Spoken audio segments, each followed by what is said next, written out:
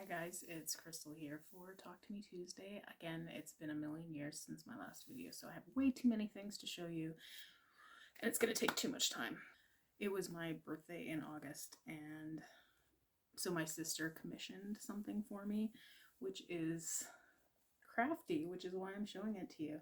So she had this octopus crocheted for me by a friend of hers named Brittany, who did a truly fantastic job. I really love it. This is maybe the best thing I've been given as a gift in a million years. Yeah, just love it. It lives on a lamp over in my room for now. I haven't decided where it really, where does it really belong, but the lamp, I get to see it all the time. So that's where it lives for now. So then most of the rest of my birthday gifts were actually money. So I took my money on a little spending spree. I went to Saskatchewan at the end of August, which I usually do, to visit my family, and a friend of mine from, when I was a toddler was getting married. So normally when I go to Saskatchewan, I drive from here to here and then back again. But I had some other things I wanted to see and do. So I actually drove from my parents to Regina, which was kind of about four hours out of my way. But I made a little mini shop pop of it while I went. So when I was in Saskatoon on the way down to Regina, I stopped at Periwinkle, which was the shop where I sort of first learned to sew.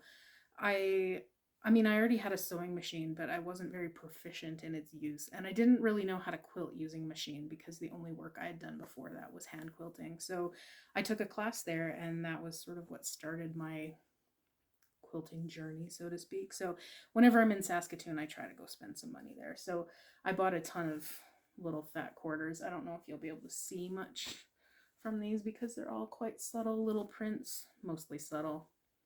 Some Tula Pink, she's rarely subtle. Little birds, trees and cherries, tiny houses, and then finally these two not very subtle prints at all, but I do love these octopuses because octopuses. So I bought that while I was in Saskatoon, and then I continued on down to Regina, and while I was there I went to two different quilt stores there. So at one of them I bought a couple of charm packs and some of this, which is from Tula Pink's Tiny Beasts line maybe, and then these are the tiny dots and stripes that coordinate with the Tiny Beasts line, and with most of her lines she uses the same kind of bright fabrics all the time. And then this one is, get it up right, this one's Birdsong by Gingerbread. I had hoped that they would have some, trying to be fast, so of course I'm throwing things around. I had hoped they would have some yardage of some of these prints, but they didn't. So I just got the little charm pack as a kind of, I don't know, maybe a note to self to remind me to try to find something a little bit more so that I can do something with this. I don't know. So that was at one of the shops in Regina, and then at the other one I actually bought a pattern, which this is called Hocus Pocus, from Megs and Me for Clothworks. It's just a small wall hanging, like it's 38 by 42, but I actually just want a chunk of it right here to make a Halloween wall hanging for my mom. I had made her one several years ago using one of Jennifer's patterns. I want to say it was called Two Little Hooters, but I could be totally wrong about the name. It's just little owls on a branch, and my mom kind of uses it just for the fall because the colors aren't necessarily super Halloween. So she asked for a Halloween mini, so I bought the pattern, and then I got these fabrics to make it with. I haven't quite figured out all the details, but my mom didn't want anything with like witches and ghouls and goblins and things on it. So instead she's going to get a whole bunch of spiders and bats, which I feel like this is more creepy than ghosts are, but, and then there'll be this spider web for the background. I don't know, I think they're kind of pretty. So the reason why I wanted to go to Regina was an art gallery there, which I think is called the McKenzie Art Gallery. They were, or maybe are, hosting the largest showing of North American Indigenous bead art, and it was a really neat show. I really enjoyed it. There was a lot of really good pieces in it, but they didn't really have, like, I think I was kind of hoping they would have like a coffee table book, so to speak, with some of the work in it, which they didn't. They did have a tiny book that dealt with three of the artists who were being shown in the show, but anyway, you know, who am I to not buy things at a gift shop at a museum, so, or art gallery. So I bought a coffee mug which features artwork called Flowers and Birds by Norval Morrisseau. He was a Indigenous Canadian artist. Let me see if I can find a little bird inside. An Indigenous Canadian artist who was quite famous in his day for his particular style of artwork. It's instantly recognizable to at least many Canadians, maybe only the ones that are semi-interested in art, I don't know. But I don't know, I really liked it. It's beautiful colors, beautiful work, so, you know, who needs another coffee mug, but I got another one. And then I also bought this little pot, which is by a potter from Regina, whose name is John Pete. I don't know, I just liked it. It's nice colors. It feels like a Saskatchewan sky, sort of, to me.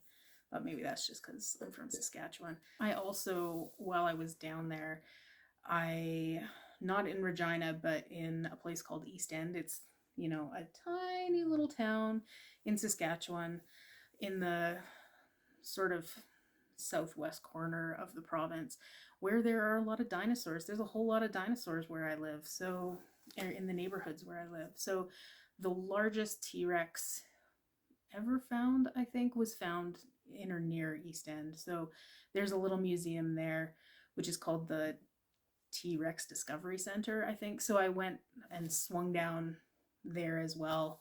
I have some pictures I could show you, which if I remember, I'll upload some and stick them in here. But honestly, I don't know if you guys are like big dinosaur freaks or not.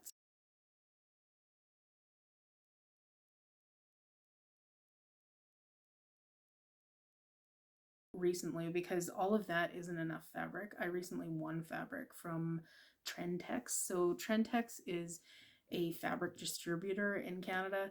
Anyway, I got some free fabric from them. So what I won was actually this pack of, I think it's called Sweet Strips. It's from Shannon Fabrics, and these are all minky. So they're like 10-inch by 60-inch strips of 5 different colors of minky.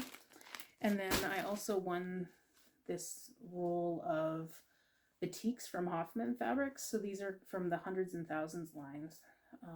Just really bright and fun colors. So, I mean, it's been like half a month since I've been back. So there's not really any excuse for me not having recorded in the meantime. I could have showed all of this to you 3 weeks ago or 2 weeks ago.